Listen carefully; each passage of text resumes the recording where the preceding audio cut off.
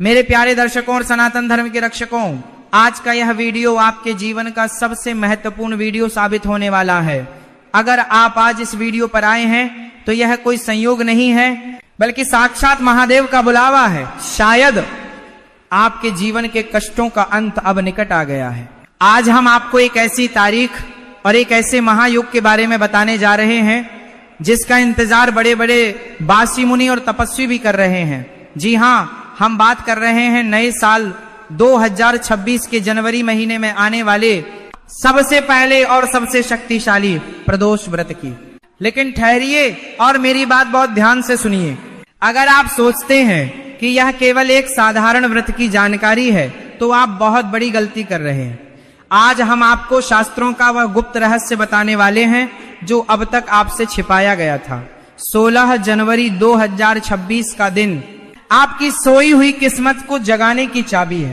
क्या आप जानते हैं कि शुक्र प्रदोष के दिन शिवलिंग पर चढ़ाई गई एक खास चीज आपके 7 जन्मों की गरीबी को मिटा सकती है? क्या आप जानते हैं कि इस दिन प्रदोष काल में एक विशेष मंत्र बोलने से असंभव कार्य भी संभव हो जाते हैं? अगर आपके घर में पैसा आता है मगर पानी की तरह बह जाता है, या फिर कर्जा खत्म होने का नाम नहीं ले रहा, या फिर शादी विवाह में ऐसी अड़चनें आ रही हैं जो हटने का नाम नहीं ले रही, तो आज का यह वीडियो आपके लिए ही है। आज हम आपको बताएंगे कि 16 जनवरी को पूजा का वह सूक्ष्म समय कौन सा है जब महादेव पृथ्वी पर भ्रमण करेंगे।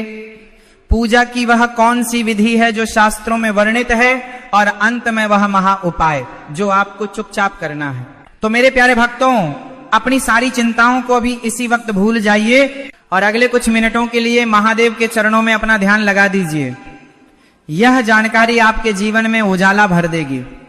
वीडियो को बीच में छोड़कर जाने की गलती बिल्कुल मत कीजिएगा, क्योंकि अधूरा ज्ञान विष के समान होता है और हम चाहते हैं कि आपको आपकी पूजा का पूरा फल मिले। महादेव की हाजिरी लगाने के लिए कमेंट बॉक्स में पूरी ताकत और श्रद्धा से लिखें हर हर महादेव और जय शिव शंभू। भक्तों, भारतीय संस्कृति और सनातन धर्म में प्रदोष व्रत को सभी व्रतों में सर्वश्रेष्ठ माना गया है। स्कंद पुराण में स्पष्ट लिखा है कि प्रदोष काल वह समय होता है जब भगवान शिव कैलाश पर्वत पर अपने सबसे प्रसन्न मुद्रा में तांडव नृत्य करते हैं। उस समय 33 कोटि देवी देवता उनकी स्तुति करने के लिए कैलाश पर उपस्थित होते हैं। आप जरा सोचिए कि जिस समय सारे देवता महादेव की पूजा कर रहे हों, उस समय अगर आप धरती पर बैठकर एक लोटा जल भी शिवलिंग पर चढ़ा दें तो आपकी पुकार कितनी जल्दी सुनी जाएगी। साल 2026 का यह माघ मास का पहला प्रदोष व्रत 16 जनवरी को पड़ रहा है, और सबसे विशेष बात यह है कि यह शुक्रवार को पड़ रहा है। शुक्रवार का दिन असुर गुरु शुक्राचार्य और धन की देवी मां लक्ष्मी का दिन होता है। जब प्रदोष व्रत और शुक्रवार का मिलन होता है तो उसे शुक्र प्रदोष कहते हैं। यह योग इतना दुर्लभ है कि इसे धन और वैभव का महायोग कहा जाता है। ज्योतिष शास्त्र कहता है कि शुक्र ग्रह हमारे जीवन में ऐश्वर्य, प्रेम और सुख सुविधाओं का कारक हैं, और भगवान शिव शुक्र के आराध्य हैं। यानी इस दिन की गई पूजा से आपको महादेव का आशीर्वाद तो मिलता ही है, साथ महादेव का आशीर्वाद तो करता है, साथ ही साथ मां लक्ष्मी आपके घर का रास्ता कभी नहीं भूलती। अब सबसे पहले आप अपने मन के संशय को दूर कर लीजिए कि व्रत किस दिन रखना है। पंचांग की गणना के अनुसार माघ मास के कृष्ण पक्ष की त्रयोदशी तिथि 16 जनवरी 2026 को सुबह 4:10 से शुरू हो जाएगी, और यह तिथि अगले दिन यानी 17 जनवरी को सुबह 2:15 तक रहेगी।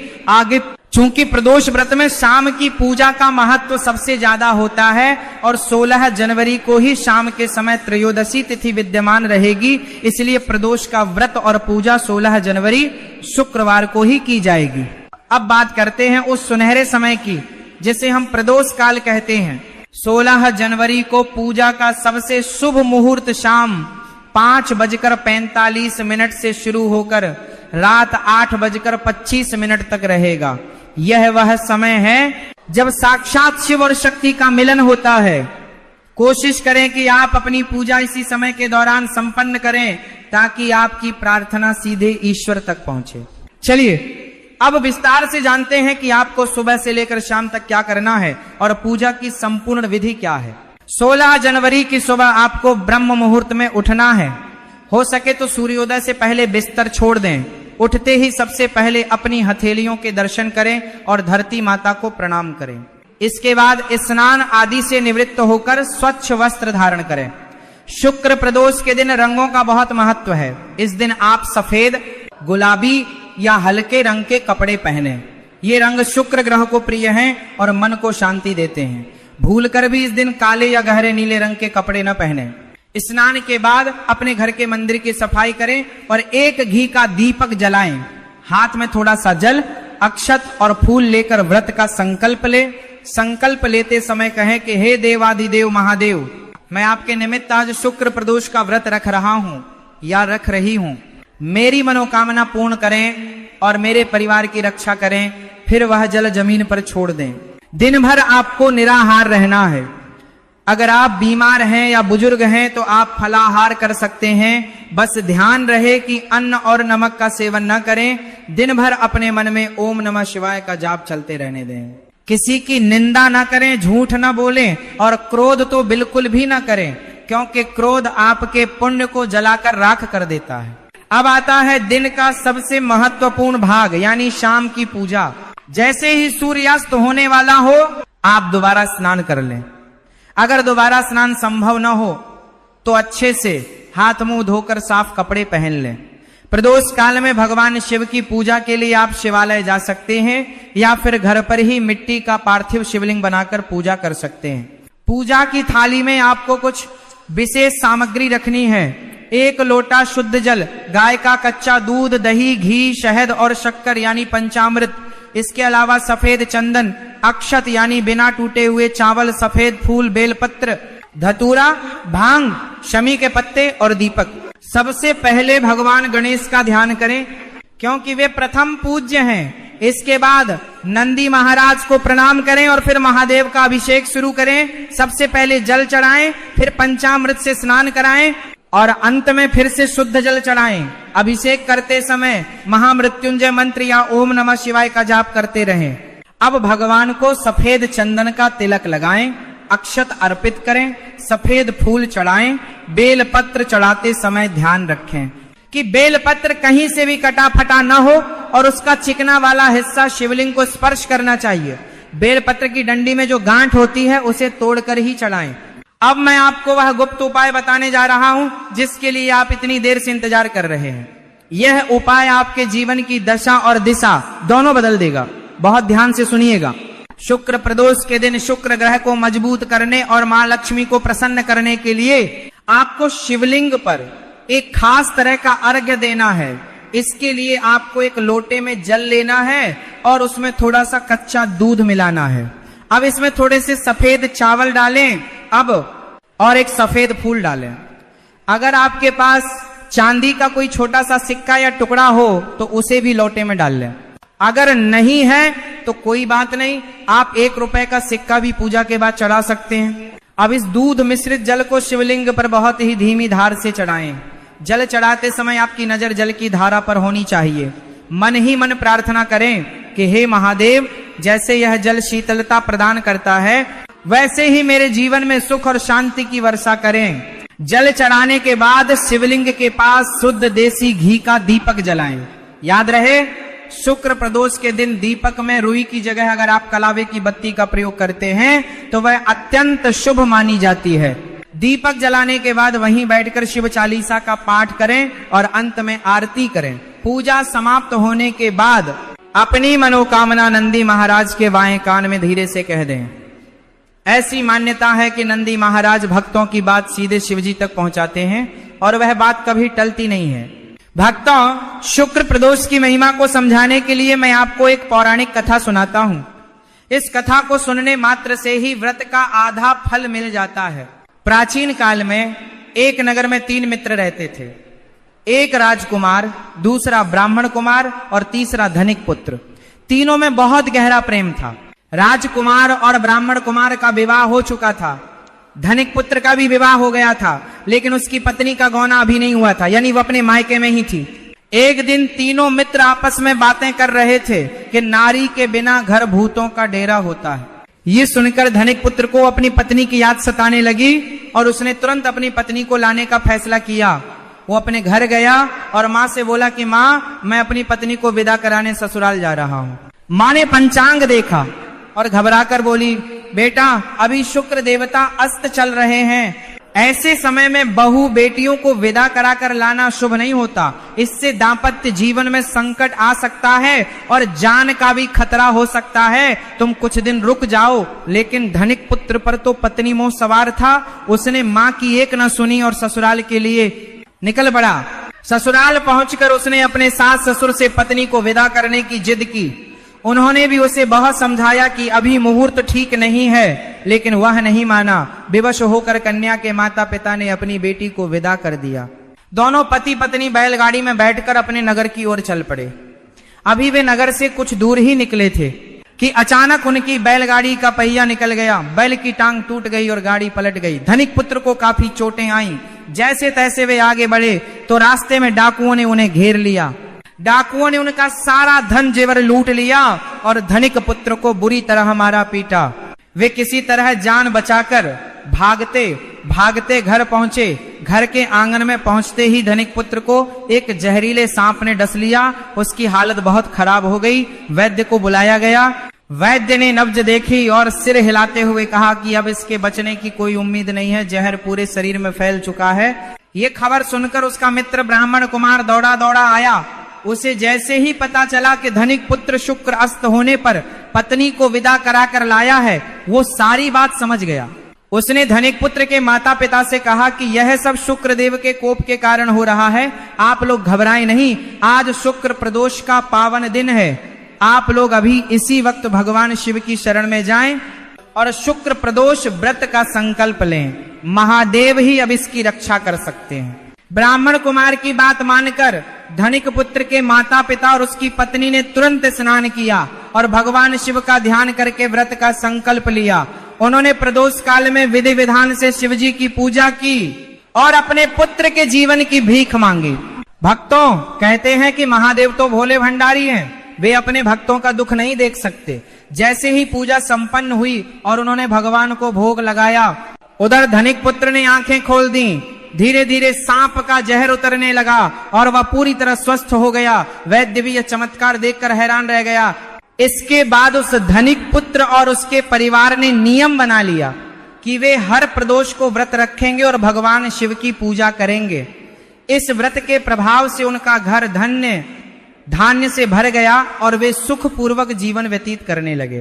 तो मेरे प्यारे दर्शकों, यह है शुक्र प्रदोष व्रत की शक्ति, जो यमराज के मुख से भी प्राणी को वापस ला सकती है। लेकिन पूजा पाठ के साथ साथ कुछ सावधानियां भी बहुत जरूरी हैं। 16 जनवरी 2026 के दिन कुछ गलतियां आपको भूलकर भी नहीं करनी है। सबसे पहली बात, इस दिन घर में कलह क्लेश बिल्कुल ना करें।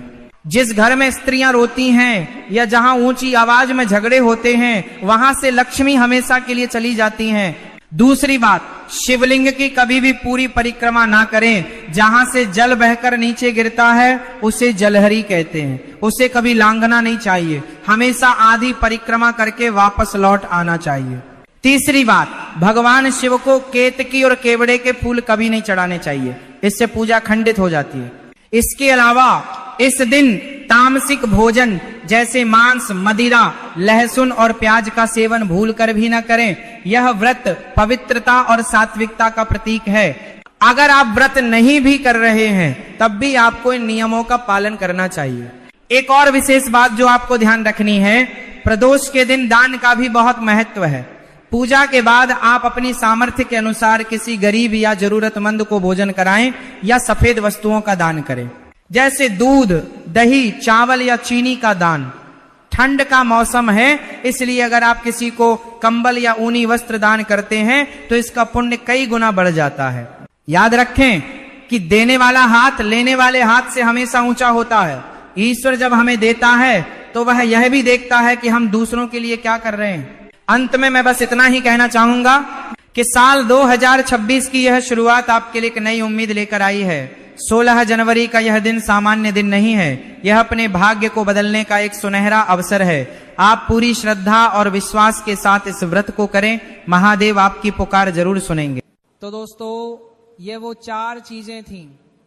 अगर इन 4 चीजों का आप लोग ध्यान रखते हो और माताएं बहनें प्रतिदिन सुबह सुबह उठकर इन 4 चीजों में अपना ध्यान लगाती हैं और ये 4 काम करती हैं, तो उनके घर में माता लक्ष्मी जी प्रतिदिन आएंगी। क्योंकि माता लक्ष्मी जी सुबह सुबह प्रतिदिन ब्रह्म मुहूर्त में पूरी पृथ्वी पर भ्रमण के लिए निकलती हैं, और जिस घर में ये 4 काम उन्हें दिखते हैं उस घर में वह बिल्कुल उसी वक्त प्रवेश कर जाती हैं, है ना। और जब वह सुबह सुबह आपके घर में प्रवेश कर जाएंगी तो सुबह से ही आपके घर में बहुत अच्छे अच्छे कार्य होना शुरू होंगे, सब कुछ अच्छा अच्छा होगा। आपके घर से धीरे धीरे कर्जा समाप्त हो जाएगा। अगर कर्जा है तो और धन की जो समस्या चल रही है वह भी धीरे धीरे करके दूर होना यहाँ पर शुरू हो जाएगी। ठीक है, तो अब ये तो हमने आपको वो 4 चीजें बता दी जो कि लक्ष्मी जी को प्रिय हैं। अब हम आपको वो चीजें बता रहे हैं जो कि दरिद्रता को प्रिय हैं। मतलब कि जिस घर में ये काम होते हैं भाई उस घर में दरिद्रता आएंगी। मतलब माता लक्ष्मी जी की बहन अलक्ष्मी आएंगी। देखो, लक्ष्मी जी आएंगी तो आपके घर के भंडार भर देंगी, पर दरिद्रता आएगी तो जो आपके पास है वह भी नहीं रहेगा, सब कुछ खाली कर देंगी वह।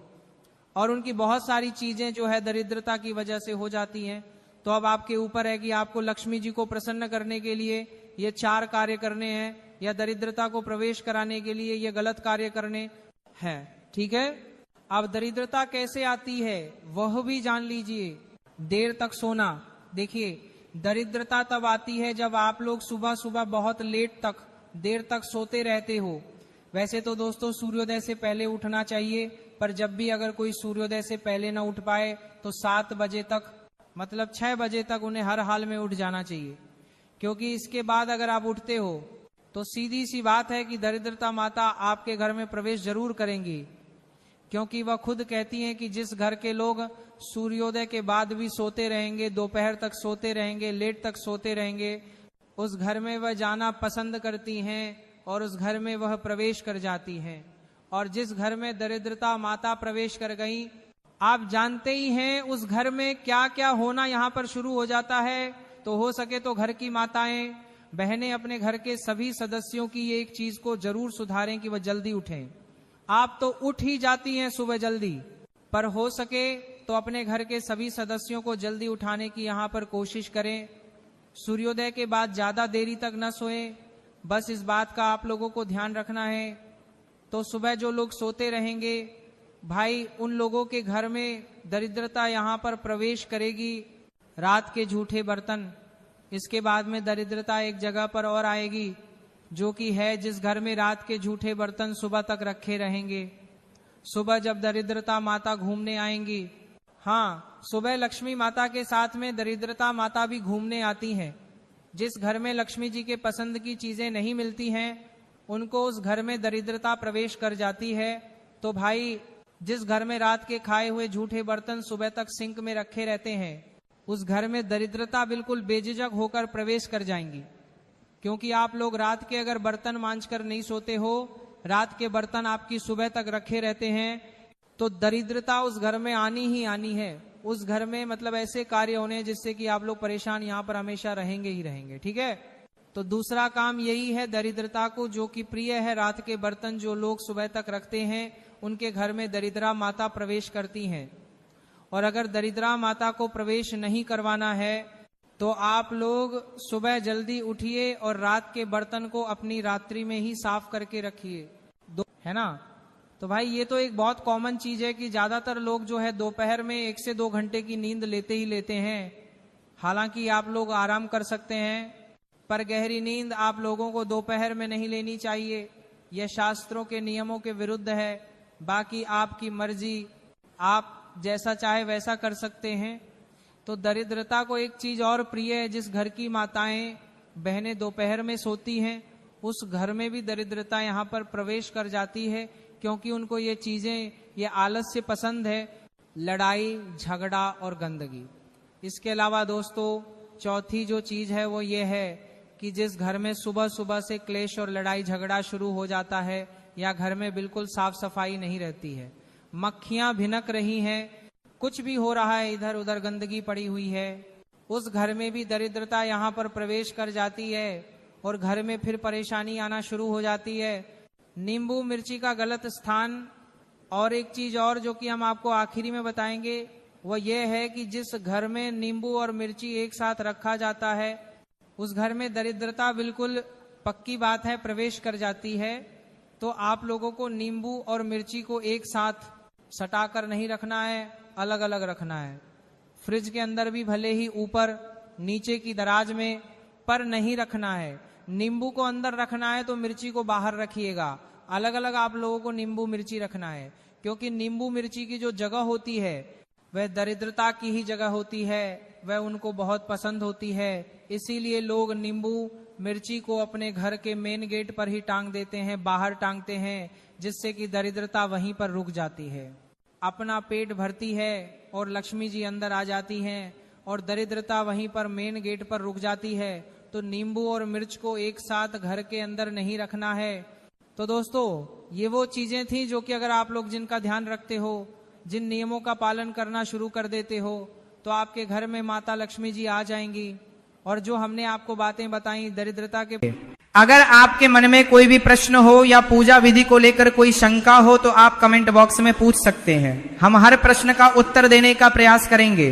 इस जानकारी को केवल अपने तक सीमित न रखें, इसे अपने परिवार, दोस्तों और रिश्तेदारों के साथ शेयर करें। हम ईश्वर से प्रार्थना करते हैं कि आपका घर हमेशा खुशियों से भरा रहे, आपके जीवन से सारे कष्ट दूर हो जाएं और आप दिन दुगुनी रात चौगुनी तरक्की करें। इसी मंगल कामना के साथ अब हम आपसे विदा लेते हैं। मिलते हैं अगले वीडियो में एक नई और ज्ञानवर्धक जानकारी के साथ।